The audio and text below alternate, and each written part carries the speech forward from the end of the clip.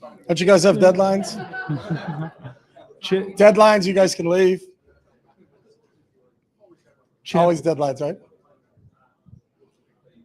Chippy, Tennessee's front was known for kind of getting pressure on quarterbacks and sacks. Mm-hmm. You guys didn't give up any tonight. It seemed like Will had a lot of time to throw. What do you think the line and you guys did to kind of ensure get a clean pocket? It seemed like for a lot of the game.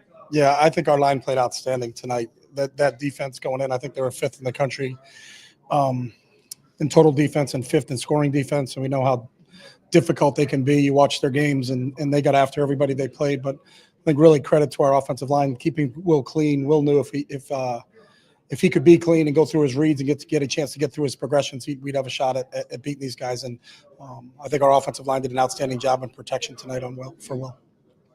Hey, folks, if we can start to wrap up with Cody and Jack back there. Over here to the right, Dylan Davis, Delaware Gazette. When you make some changes along the offensive line, are there things that maybe you can do to help those guys out? Are there ways that you can call plays, things you can scheme up to help them out, like that maybe you wouldn't otherwise do if it was your – We're always trying to play to their strengths. So depending on who's in the game, and Justin did a great job of telling us what the rotation is, who's in at left guard, who's in at right guard. Everybody has strengths. Sometimes you try to hide a weakness or two. But I think we tried to play to all of their strengths. I think all 3 of those guys have strengths. I think just you don't get a ton. We get some feedback looking at the tablets and seeing some things. But I thought all 3 of those guys did a nice job. We'll break the film down early tomorrow and get a grade on them and get a look at them. But I think having depth at this point in time during the season is critical. And the fact that we got 3 guys in there that I think played at a pretty high level today was important for us. Front row left, Andy Anders, Lebanon Warriors. Yeah, I mean, to what extent do you buy into the fact that you can throw to set up the run? And was that kind of the emphasis in this game? Because it was a lot of passes early and then later kind of took control and ran out the clock with the running game. Yeah, I mean, it just depends on who you're playing. So I think there's always a philosophical approach when you're playing somebody based upon what their strengths are and what their weaknesses are and what you're trying to exploit. I don't think it's necessarily as easy as say throw to set up the run. I've done that before and gone 3 and out, 3 and out, 3 and out, and we haven't gone anywhere with it. So it's not just, hey, just do this and it works. It comes down to the players executing, and I thought our players executed at a really high level tonight. Over here to the right, Stefan Kreishnik, Cleveland.com. For the last 3 weeks, what impressed you about Will? Not just the way his play improved, but kind of how he handled the 3 weeks after the Michigan loss. Yeah, I think the one thing with Will is he's consistent. He's the same person every day. He's not too high. He's not too low. He's a lifelong learner. He's got a thirst for learning. He's in every day. He's watching film. He's studying. He's always trying to get better. And can he get just a little bit better on a daily basis? But the one thing about Will, there's a consistency to his approach. And there's a consistency to how he is every single day in practice. He's not one of those guys that's low on one day, high on another day. He's not like that. He's kind of really steady in his approach to how he prepares for games, and I think that's what you see when he plays in a game like he did tonight. Okay, we're going to go do one more question for Coach Kelly, but in the meantime, I'm going to send JT Tuimoloau to that back table on the right. Over here to the left, Jake Trotter, ESPN. Yeah, Chip, a few days after the Michigan game, Ryan said, we have plenty of good enough players to go on a run and win the national championship. What did this performance tonight say about what you guys are capable of when you play your game? Yeah, it says we're one of 8 teams left. Everybody is fighting for the same prize. And obviously each game gets a little bit more amplified. But to win it all, you got to win the first one. And that was always really the whole team's focus. And I thought Ryan did a great job with keeping everybody focused. It really wasn't talk about what are we going to do on January 20th, because January 20th didn't mean anything if we didn't take care of December 21st. I think our guys were laser focused on playing this game.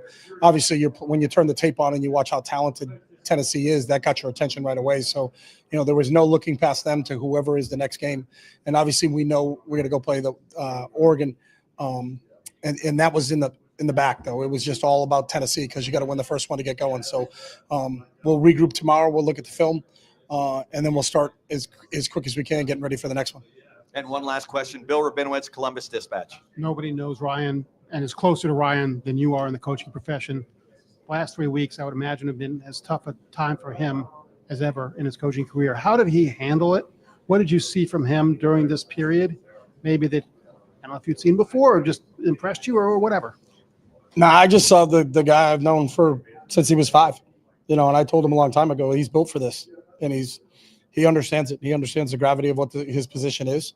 He understands, how everybody feels about Buckeye football, and rightly so. And he feels the same exact way. So I don't think anybody took the loss to the team up north harder than he took that loss. And that's just the type of person he is. But he also has to lead from the front. So it wasn't feel sorry for me and, hey, is everybody going to pick me up or are they going to make me feel better? It was like, no, we got to address this the right way. We got to look at what we did on film. We got to figure out how can we correct that. How do we put our positions? I think your job as a coach is to put your players in positions to make plays. We didn't do that in the last game, and we did a better job of that tonight. And then our players went out and won this football game. There's not one coach that played today. So the credit goes to those guys. They were awesome, and they were clicking on all cylinders. And when you start to call plays, and Will can finish the play before you get it out, you know how dialed in. That's what these 2 weeks were, is we're saying, hey, we're going to go to 9. And before I could even get the second part of the play out, and it was a 10-play word call, he had it. He knew what we were doing. And I think the buy-in, especially from the leaders here and our senior leaders, is tremendous. And I think that's what's going to propel us as we continue to move forward with the ultimate goal of trying to get to January 20th. In both.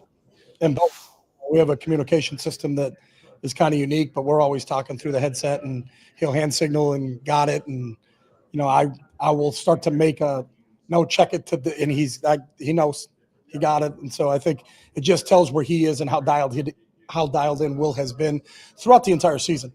And I think, I don't know what he finished today, but I think it was above 80 again. We talk about that, but I think there's a reason for that. And it's how hard he works at it. I think he understands the fundamentals of the position, but really the game within the game, and taking what the defense gives them and making those decisions of when to take a check down and not to force a play. But if your opportunities come and you do have a shot to put the ball in only a spot where JJ can catch it, if JJ can't catch it, they're going to have to interfere with them. And great decision making today. But I think the credit goes to the players, man. Those guys have been awesome since what happened in the last game. And I think those guys said, hey, we got a chance here, and because we're in it. And that was the only thing they were hoping for, is, are we still in this tournament? If we're in the tournament, then let's go win it.